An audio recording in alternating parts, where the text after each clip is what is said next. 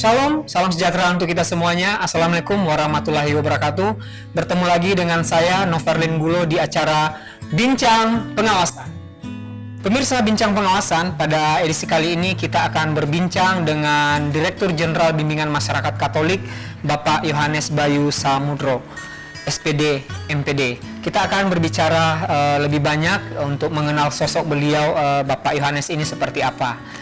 Baik, kita langsung saja berbicara dengan Pak Yohanes. Pak, apa kabar Pak? Baik, baik. Ya, saya panggilnya Pak Yohanes. Kayaknya batuk nih. Boleh diminum dulu Pak? Ya. Jadi pemirsa Bincang Pengawasan, acara ini juga nanti bisa dilihat di acara akun YouTube Inspektorat Jenderal Kementerian Agama yang akan tayang di setiap hari Jumat dan hari Selasa ya, Selasa dan Jumat pukul 10 WIB. Dan bisa disaksikan di semua akun media sosial Inspektorat Jenderal Kementerian Agama. Oke, baik Pak Dirjen. Pak Dirjen ini pemirsa Bincang Pengawasan ingin mengenal lebih dekat, ingin mengenal lebih dalam lagi tentang sosok ini, seorang Bapak Dirjen Bimbingan Masyarakat Katolik ini. Jadi mungkin Bapak bisa ceritakan kepada masyarakat pemirsa kita, ini Bapak asalnya dari mana ini Bapak? Ya, terima kasih Mas Novan ya. Iya. Para pemirsa sekalian, terima kasih atas kesempatannya kita bisa bertemu dalam kesempatan kali ini. Tadi kalau disebutkan nama saya Yohanes Bayu Samudro, tapi saya dipanggil dengan sebutan Bayu. Oh, Pak Bayu. Nah, udah namanya Bayu, itu kelihatan sekali ini orang Jawa ya, apalagi belakangnya Samudro. Ya. Bayu itu angin, Samudro itu lautan. Waduh, jadi, angin Samudro. Lautan, Angin menurut lautan. bahasa Jawa. Oh, tapi gitu. sesungguhnya itu adalah peninggalan orang tua. Peninggalan orang tua. Saya tinggal lahir, besar, dan sampai sekarang juga di Jakarta. Di Jakarta. Di Jakarta. Jadi saya kalau disebut aslinya mana, ya itulah. Saya orang Jakarta. Orang Jakarta. Keturunan Jawa. Keturunan Jawa. Oke, ini kalau lahirnya di Jakarta juga, Lahir berarti? di Jakarta Lahir di juga, Jakarta. betul. Oh, berarti orang Jakarta ya. Orang Jakarta. Iya. Oke, ini keluarga gimana Pak? Istri, anak? Istri juga disebut orang Jakarta juga. Orang Jakarta Ya. juga. Meskipun istri saya keturunan Tionghoa. Oh, keturunan Tionghoa. Dari mama mertua saya dari Bangka, papa mertua saya dari Padang. Dari Padang. Oh, begitu. Jadi kita Indonesia banget. Indonesia gitu. banget ya. Iya. Oh, gituan. Iya. Luar biasa. Oke. Nah, pemirsa Bincang Pengawasan, kita juga ini bertanya nih tentang perjalanan karir ini seorang Bapak Bayu ini sampai menduduki jabatan Direktur Jenderal Bimbingan Masyarakat Katolik Eselon 1 loh Pak. Ya. Ini bisa Bapak ceritakan ini, bisa sampai Dirjen itu Pak, dari awalnya bagaimana? Iya, jadi begini ya pemirsa, Mas Novar sekalian. Jadi posisi yang saya dapatkan sekarang saat ini sungguh-sungguh bukan sesuatu yang diimpikan, dicari, diharapkan, tetapi ini adalah berupa satu kepercayaan besar yang diberikan. Satu kepercayaan besar yang diberikan kepada kami, karena kebetulan saya ini adalah orang pertama yang non ASN ada dalam eselon 1 Kementerian Agama. Luar biasa sekali, luar biasa. Jadi karir ini memang kebetulan saya menekuni bidang pendidikan. Awal karir saya sebagai seorang guru, pendidik, pengelola sekolah, konsultan pendidikan ya. Lalu kebetulan ada yang memberitahukan ada lelang jabatan. Lalu pada tahun lalu kami ikut ambil bagian dalam lelang jabatan itu. Tujuannya adalah ikut mencoba berpartisipasi dalam proses seleksi Direktorat Jenderal Bimas Katolik dalam posisi Dirjen ini. Dirjen ini. Ya, kira seperti itu. Luar biasa sekali ya. Pemirsa Bincang Pengawasan, Pak Bayu ini merupakan pertama sekali tadi disampaikan, dan ini merupakan sejarah di Kementerian Agama, ada pejabat eselon 1 yang bukan berasal dari golongan PNS begitu Pak ya. Luar biasa sekali. Oke, Pak Bayu ya, selain menjalankan aktivitas sebagai seorang Direktur Jenderal, kegiatan apa lagi yang Bapak lakukan di tengah-tengah masyarakat selain sebagai seorang dirjen gitu? Iya, jadi sebelum menjadi dirjen memang saat itu dan sampai sekarang saya masih aktif di kemasyarakatan. Saya jadi ketua RT di sana, Pak. Ketua RT ya, luar biasa. Wah, namanya ketua RT itu tidak mudah, rupanya tidak mudah digantikan. Tidak mudah begitu ya. digantikan. Saya sudah di tahun berapa, hampir 10 tahun ini ya menjadi Seumur ketua hidup RT. RT. Karena kami tinggal di sebuah perumahan, di mana perumahan itu memang dinamis sekali. Dinamis ya. sekali. Jadi banyak sekali pasangan-pasangan muda yang merasa belum siap untuk menduduki tugas pelayanan sebagai pamong masyarakat, sehingga kebetulan kami tinggal di sana sudah hampir lebih dari 20 tahun, sehingga dipercaya oleh masyarakat untuk menjadi pamong di sana. Dalam hal ini adalah ketua RT. Nah, lalu di samping itu juga dalam pelayanan kami di gereja. Di gereja. Ya, karena kebetulan kami juga aktif di gereja. Masih aktif juga sebagai salah satu panitia pembangunan gereja. Panitia yang pembangunan sedang gereja. dibangun di sana. Oh, luar Kawasan biasa. Kami tinggal di kawasan Tangerang, ya, karena kebetulan kami belum menempati rumah dinas yang sedang dipersiapkan sampai dengan saat ini. Oh, luar biasa sekali ya. Meskipun sudah memiliki jabatan sebagai seorang pejabat eselon 1, tapi kegiatan di tengah-tengah masyarakat tetap berjalan. Bahkan saat ini sampai menduduki ketua RT. Luar biasa sekali. Jadi kalau mau ngurus KTP gitu Pak. Ngurus KTP dan hal-hal administrasi lainnya ya. Luar biasa, Pak. Oke, ini Pak Bayu nih. Jadi pemirsa Bincang Pengawasan juga ingin tahu ini mungkin rahasia Bapak ini kebetulan awet muda sekali ini. Mungkin makanan favoritnya apa ini kira-kira Pak Bayu ini? Kesukaannya apa? Yang pasti awet muda itu berasal dari dalam ya. Oh, dari dalam. Beauty kita ya. Inner Bagaimana kita menampilkan sesuatu itu melalui pikiran kita positif ya. Lalu sesuai dengan hati kita, dengan apa yang kita ucapkan dan apa yang kita lakukan. Apa yang kita Kalau lakukan. kesesuaian antara pikiran, hati, dan tindakan serta ucapan, maka hidup akan menjadi lebih ceria, lebih bahagia, lebih gembira, ya. Dan itu tentu saja akan berpengaruh pada penampilan yang awet muda itu. Luar biasa. Seperti itu.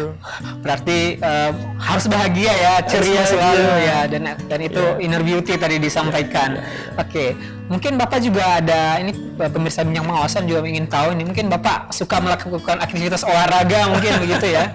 Iya, olahraga pada saat itu memang sampai sekarang juga masih aktif dilakukan karena kebetulan saya itu penggiat olahraga bela diri pencak silat. Wah, saya harus Iya, kenapa kami memilih itu? Karena dulu kami sangat menyukai kegiatan-kegiatan yang terkait dengan budaya Indonesia. budaya Indonesia. Kita paham aneka macam aliran bela diri waktu itu, ya kita pilih pencak silat karena itu adalah budaya asli Budaya Indonesia. asli, oh iya. Nah, itu dari sejak kami sekolah sampai ikut dalam pembinaannya dan ikut membina adik-adik yang sekarang ada di kelompok itu, begitu komunitas tersebut. Nah, sampai sekarang bila mana ada kesempatan tentu kami akan juga bersama-sama dengan adik-adik itu.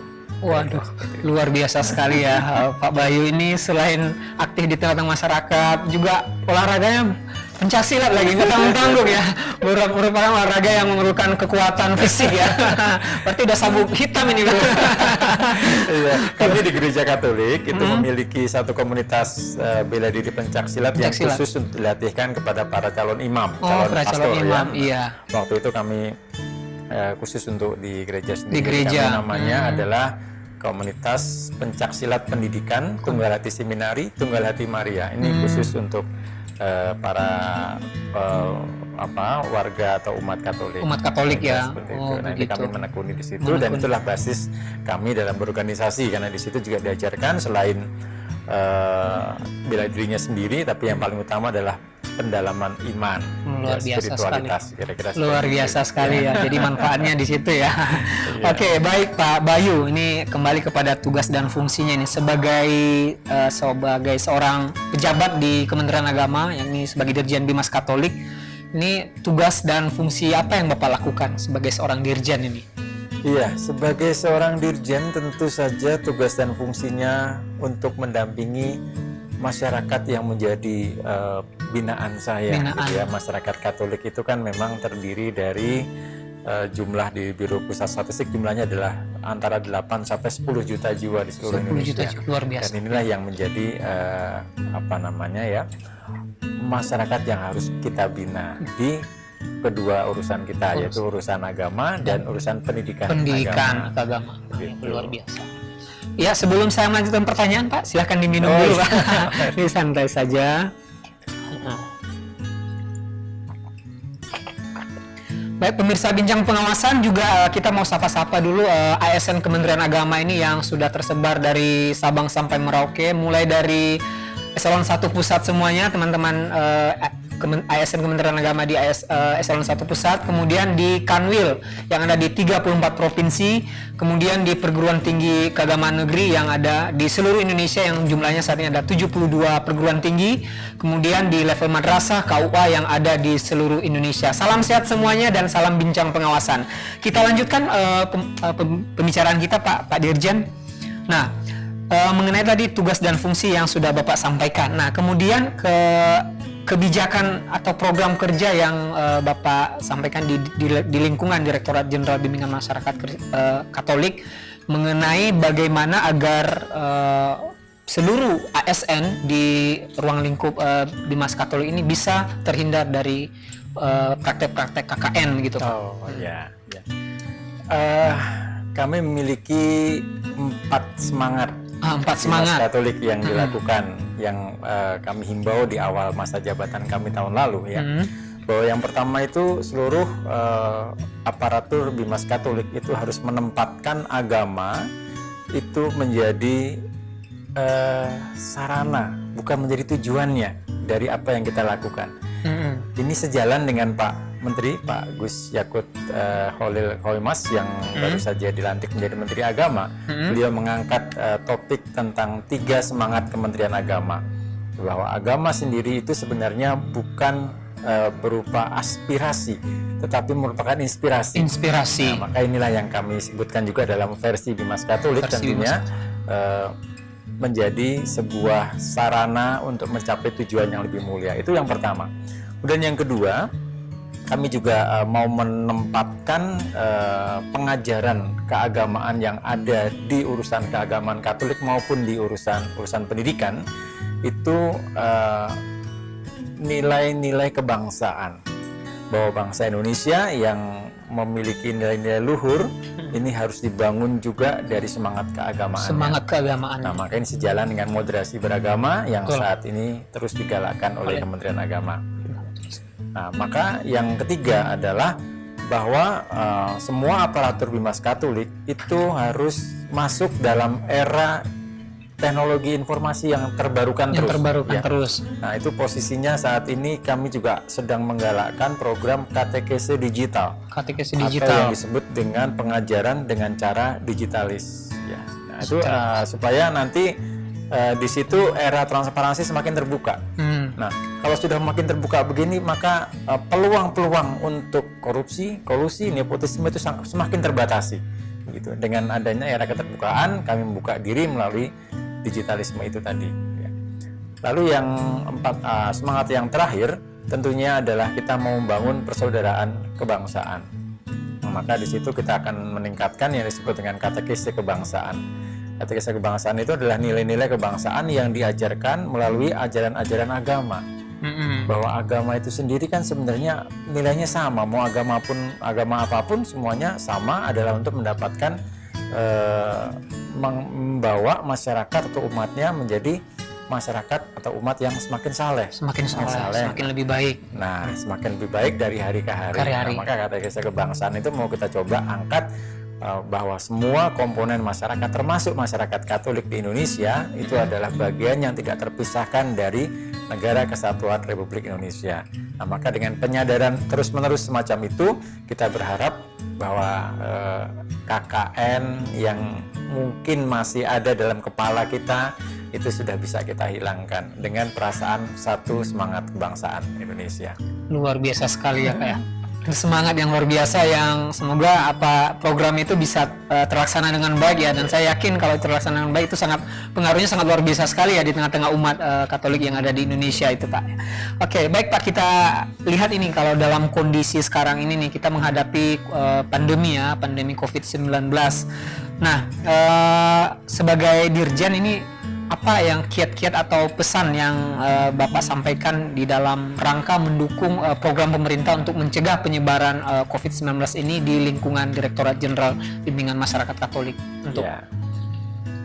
Baik Mas Noval ya, para pemirsa sekalian, COVID ini kan melanda seluruh dunia. Betul. Indonesia terkena Luar dampaknya biasa. juga mau tidak mau ya.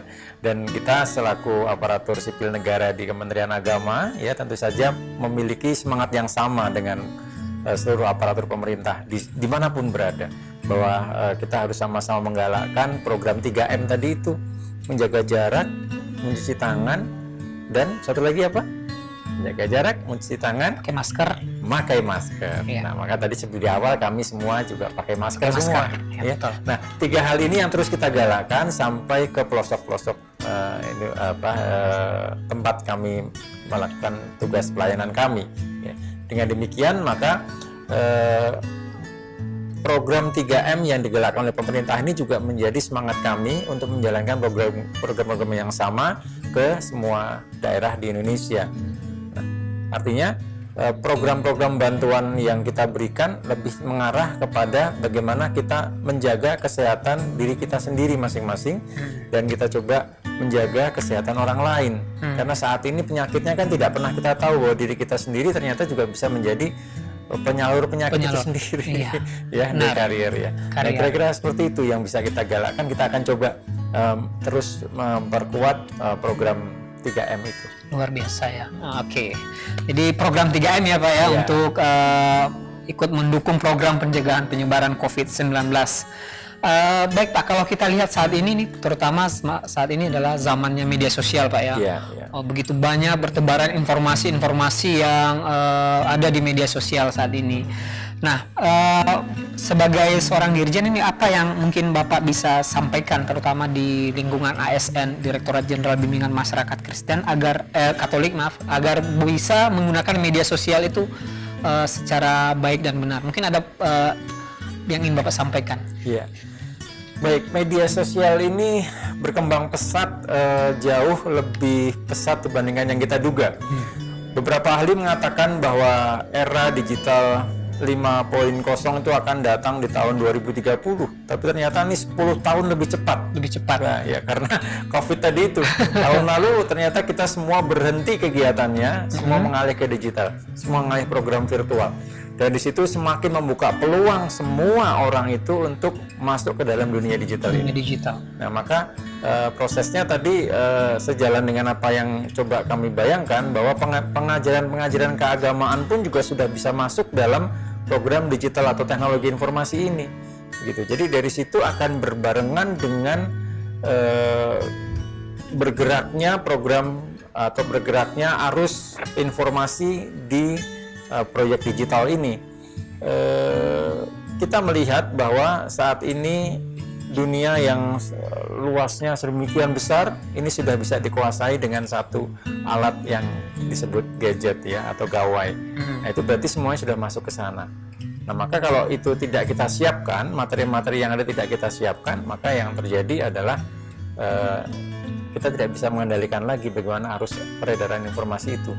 Nah, maka sebagai kami di Direktorat Jenderal Bimas Katolik, kami melihat bahwa penyebaran hoaks itu adalah sesuatu fatwa kami yang haram ibaratnya ya. Haram Kami ya. Haram begitu dalam bahasa kami itu sebenarnya itu adalah sesuatu yang sangat dibenci. Sangat dijauhi. Jadi kalau pesan kami kepada semua masyarakat Indonesia, baik yang kami layani melalui Dirjen Bimas Katolik maupun dimanapun berada, tentu saja kita sebagai aparatur di Kementerian Agama, bahwa nilai-nilai keagamaan yang kami tawarkan kepada seluruh bangsa Indonesia ini adalah salah satunya itu menghindari hoaks, ujaran kebencian, dan kedengkian.